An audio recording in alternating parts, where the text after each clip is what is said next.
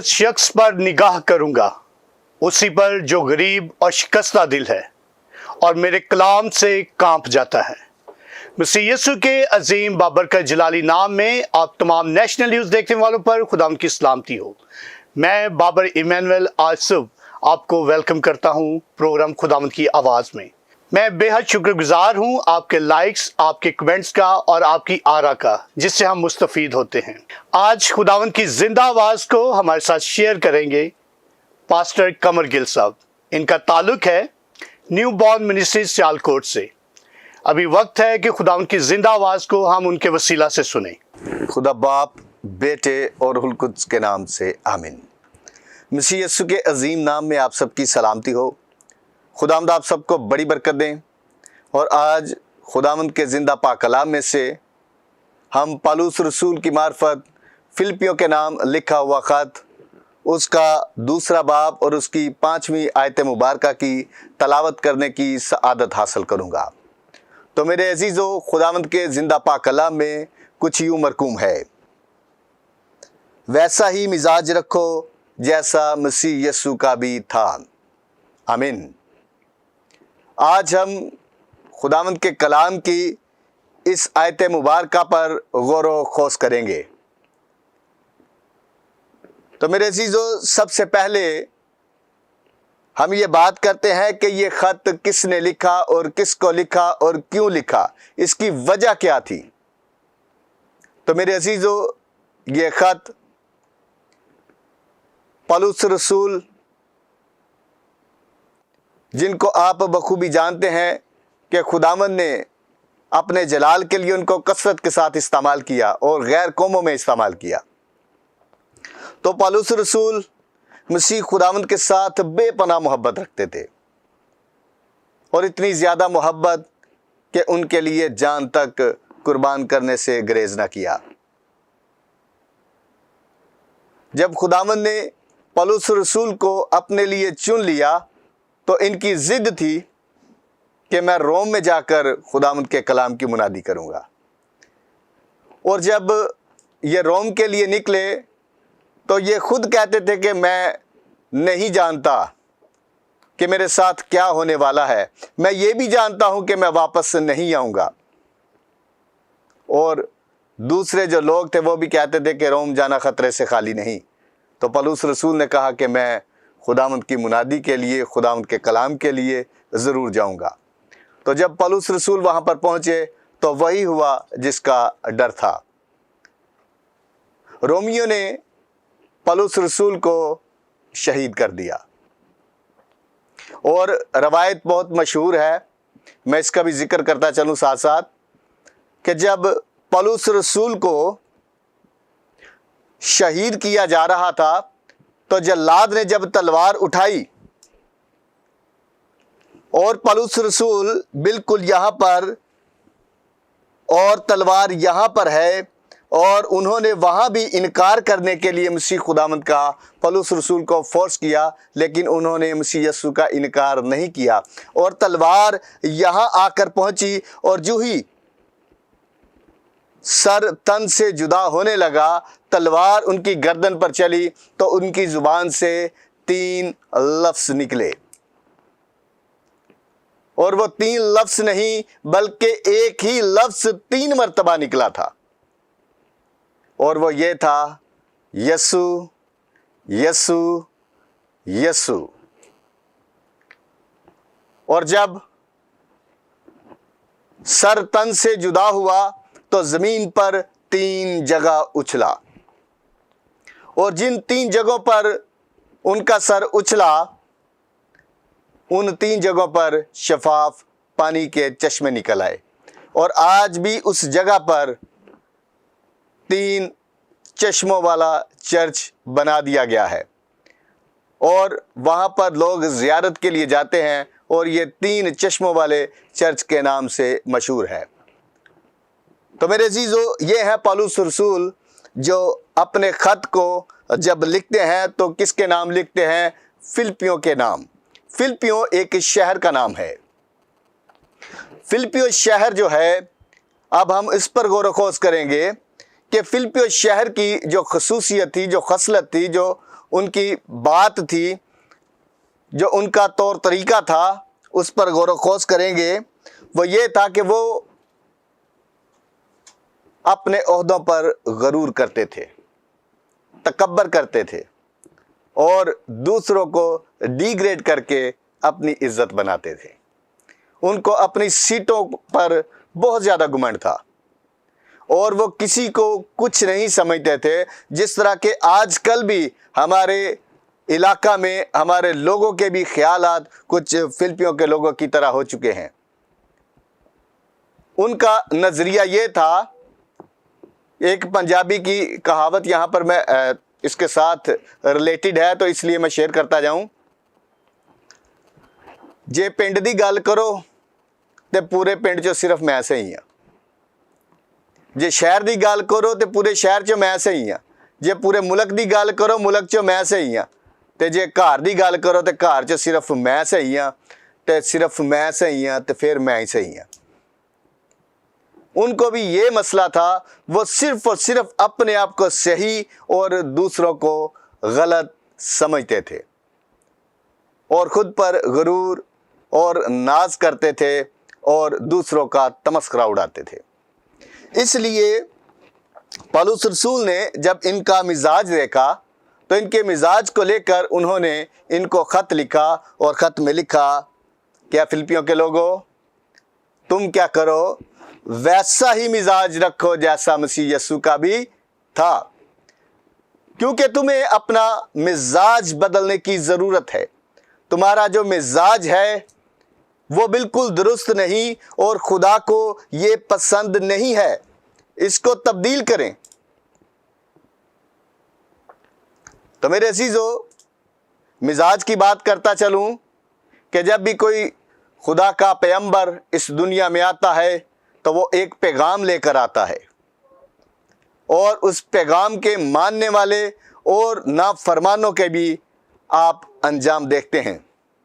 जिस तरह के नूह के ज़माना के लोगों का भी मिजाज दुरुस्त नहीं था, तो उनको भी नूह की बाबत जब नबूवत हुई और उन लोगों ने अपना मिजाज तब्दील नहीं किया, इसलिए खुदा ने पूरी कौम, पूरी दुनिया को नेस्तो नाबूद कर दिया, गर्क कर दिया, तबाह बर्बाद कर दिया और उनका नाम इस दुनिया से हमेशा हमेशा के लिए मिटा दिया। मेरे अजीजों, सदूम और अमूरा को लें, उन लोगों ने भी अपना मिजाज नहीं बदला। उनको भी कहा गया अपना मिजाज बदलो, और जब उन लोगों ने भी अपना मिजाज नहीं बदला तो खुदा ने सदूम और अमूरा को भी गर्क कर दिया।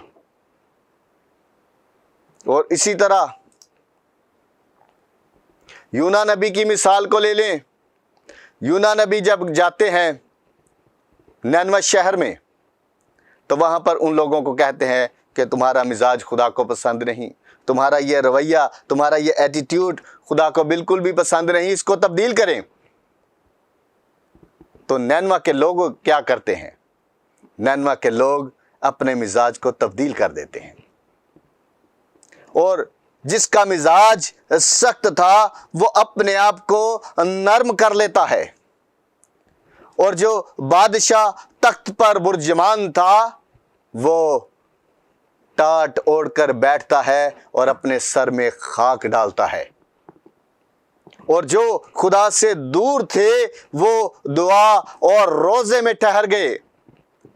बच्चों बड़ों सब ने अपने मिजाज को तब्दील कर दिया, और जो ही उस कौम ने अपना मिजाज तब्दील किया, खुदा ने आसमान से अपना फैसला बदल दिया। तो मेरे अजीजों, आज भी जब हम अपने मिजाज को बदलते हैं तो खुदा अपना इरादा बदल देता है, क्योंकि खुदा ये चाहता है कि हम जिंदगी पाएं और हमेशा की जिंदगी पाएं। और इसीलिए उन्होंने मिसाल के तौर पर फॉर एग्जाम्पल जो है मसीह यीशु अपना इकलौता बेटा बख्शा कि हम जो कुछ भी सीखना है, जिस तरह मसीह करता है हमें भी वैसा करने की ज़रूरत है।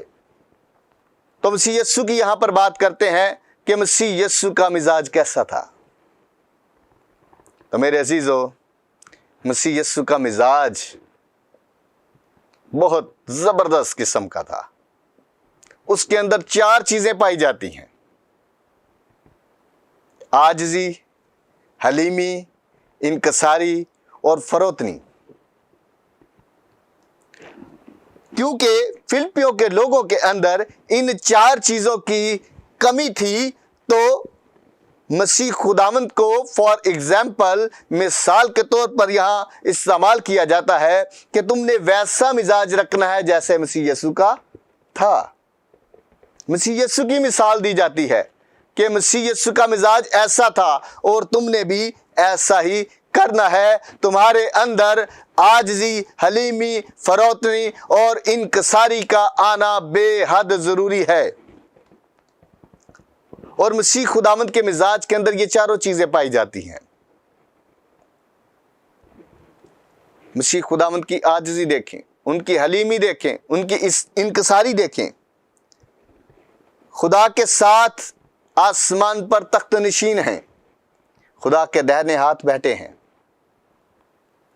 और खुदा ने कलाम मुकद्दस में भी बड़े खूबसूरत अंदाज में लिखा है कि खुदा के बराबर होने को कब्जा में रखने की चीज ना समझा। और अगर वो चाहते तो इसको वो खत्म भी कर सकते थे कि मैं खुद खुदा बन जाता हूं, इस खुदा को हटा लेता हूं। तो मेरे अजीजों, उन्होंने अपने आप को छोटा किया, आजज बनाया, इनकसार बनाया और क्या किया, इस रुए ज़मीन के अंदर आ गए जो कि कुराए अर्ज के अंदर एक ज़र्रे की वैल्यू रखता है। उसके अंदर आकर मसीह खुदावंद ने बसना शुरू कर दिया। तो मेरे अजीजों, आज हम अपने आप पर गौर करते हैं कि हम क्या हैं। हम दर हकीकत चलते फिरते मसीह यीशु की अंजील हैं। तो हमने क्या करना है? अपनी बातों से, अपने कामों से, अपने चाल चलन से मसीह यीशु का जलाल जाहिर करना है। और हमने अंजील यानी जहां भी जाना है खुशखबरी देनी है। तो आए हम सब मसीह यीशु में खुश रहें, आबाद रहें और आए अपने खताकार सरों को खुदावंद की हजूरी में झुकाएं और दुआ करेंगे। ऐ खुदाए अजीम, ऐ खुदाए सालूस, ऐ खुदाए अक़दस, अजीब मशीर, खुदाए कादर मुतलिक, अब्दियत के बाप, सलामती के शहजादे, यहूदा के घराना के शेर बब्बर बचाने और छुड़ाने वाले खुदा, आप जो अजीम है, रहीम है, करीम है और कर्म करना खूब जानते हैं। तो आप जैसा ज़बरदस्त कौन है? समंदर के जो शखरोश पर आप हुक्मरानी करते हैं, आप उसकी उठती लहरों को थमा देते हैं। आसमान आपका और ज़मीन भी आपकी, शमाल और जनूब के पैदा करने वाले भी आप ही हैं। आप बादलों का अपनी रथ बनाकर चलते हैं, आप क्रोबियों पर बैठने वाले खुदावंद हैं। बेशक है खुदा अगरचे आप बुलंदो बाला हैं तो भी खाकसार का ख्याल रखते हैं। तो मैं खाकसार, नाचीज़, हकीर आपकी हजूरी में झुककर आपको सजदा करता, कदूस और मुबारक कहता हूँ और आपका शुक्रिया अदा करते हैं ज़िंदगी और ज़िंदगी की दी हुई तमाम तर नेमतों, बरकतों, बख्शिशों के लिए, इस मौका, इस घड़ी, इस लम्हे के लिए जो आपने हमारी ज़िंदगी में अता किया। और ऐ जिंदा आसमानी बादशाह जो इस वक्त स्क्रीन पर मुझे देख रहे हैं, इन सब को फर्दन फर्दन आपके पाक खून में सिक्योर कर देता हूँ। इन सब को अपने पाक खून में कवर कर लें, अपने पाक खून में छुपा लें। और आपका पाक खून जो शिफा देता है, नजात देता है, रिहाई देता है और मुखलसी अता करता है, उसी पाक खून के वसीला से इनकी जिंदगियों के अंदर जितनी भी परेशानियां, दुख, मुसीबतें, बीमारियां, बंदिशें, रुकावटें, जुवे और बंधन हैं, वो आपके यीशु नाम से तोड़ दिए जाएं। इन सब को नजात, रिहाई और मुखलसी और शिफा बख्शी जाए। तमाम तरह की बदनी कमज़ोरियां आपके यीशु नाम से ख़त्म हों और ये सारी जानें हमेशा आपकी तारीफ़ करें, आपकी हम्द करें, आपकी इस्ताइश करें, आपको धन्यवाद और मुबारक कहें। यीशु मसीह नासरी के कादर मुतलिक नाम से, आमीन। खुदा बाप, बेटे और रुहुल कुद्स के नाम से आमीन।